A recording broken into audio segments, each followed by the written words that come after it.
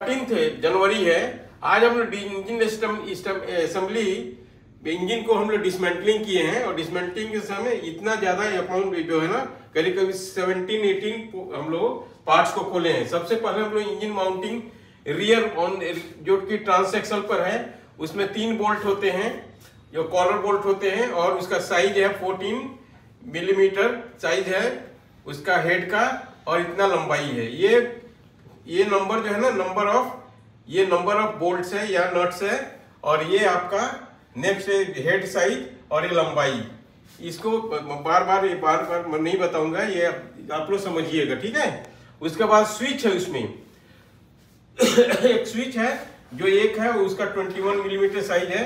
तीसरा है gear shifter mechanism mounting on transaxle, ये 2 बोल्ट है और इसका साइज ये है और ये नॉर्मल बोल्ट है, कॉलर बोल्ट नहीं है, उसमें स्प्रिंग वाला फिट है। उसके बाद सेंसर है और सिलेंडर ब्लॉक के राइट साइड में उसमें एक है सेंसर और उसका साइज है 12 और लंबाई है 32 mm। कॉलर इसका बोल्ट है उसको माउंटिंग के लिए। फिर उसके बाद ब्रैकेट है उसका और वो है 13 साइज का और 48 mm उसका कॉलर बोल्ट है। 6th है आपका स्मॉल ब्रैकेट ऑन ट्रांसएक्सल। उसके बाद उसका एक बोल्ट है उसका साइज 13x40 mm, ये भी कॉलर बोल्ट है। उसके बाद में आपका स्टार्टर मोटर माउंटिंग है, इसमें 2 बोल्ट है 12 का और 43 मिलीमीटर। उसका engine mid mounting mechanism on transaxle है जो 3 बोल्ट है और उसका साइज 14x99 mm है।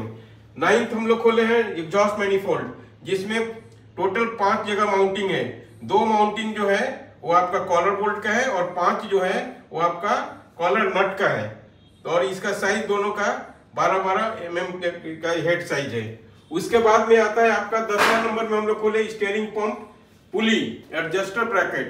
इसका साइज ये है, इसमें 2 एक बोल्ट है और एक स्टड के साथ एक नट है, दोनों का साइज 12-12 है और ये बोल्ट का साइज इतना लंबा है और एक स्टड है जिसका साइज इसमें नहीं लिखा हुआ है।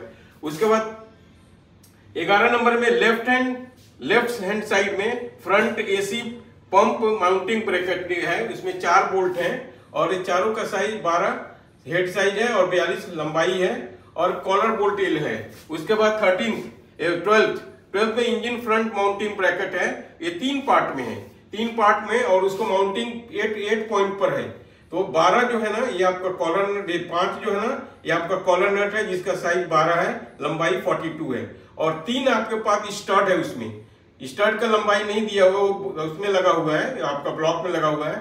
तो 3 स्टड है और 5 जो है ना आपका बोल्ट है, उसके साथ ये इंजन फ्रंट माउंटिंग ब्रैकेट जो है वो 3 पार्ट में डिसमेंटल किया गया है। उसके बाद वाइब्रेशन डैम्पर विथ पुली, इसको निकाला गया, इसमें एक बोल्ट है जो 17 mm हेड का होता है।